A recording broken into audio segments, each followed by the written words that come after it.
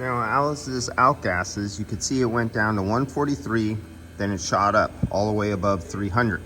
And then over a course of 1, 2, 3, 4, and we're going to 5 minutes, these increments are getting longer and longer as the moisture or refrigerant outgas, and I know there's not refrigerant because I draw it down to 800 microns, 900 microns a couple days ago when I did the recovery on this, and you can see it just outgassed, and this time it was a little less. So every time it's outgassing, it's becoming less and a longer duration. So your amplitude and your frequency are happening in longer durations.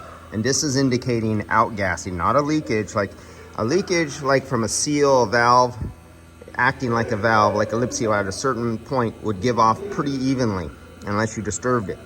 But outgassing decreases in amplitude and frequency. And that's what's going on here. Because before, when I started out, it was like 5 times within this 5 minute window span, because these are 1, 2, 3, 4, about 5 minutes. And now it's nearly 1 time in 5 minutes. And if you keep this up for another 24 hours, this will disappear totally and it'll be a flat line, and it'll probably be down here below 100 microns.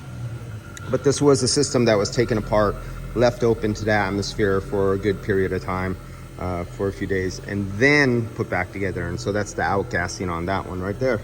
So we're gonna fill this one up, and it should take less than 30 seconds to get in 525 grams. Make sure oh, and I forgot to get my measure thing to do the measurements. So come back on the next video and I'll fill this up, because I took it out and it was on my car and I left it on top of the hood of my car.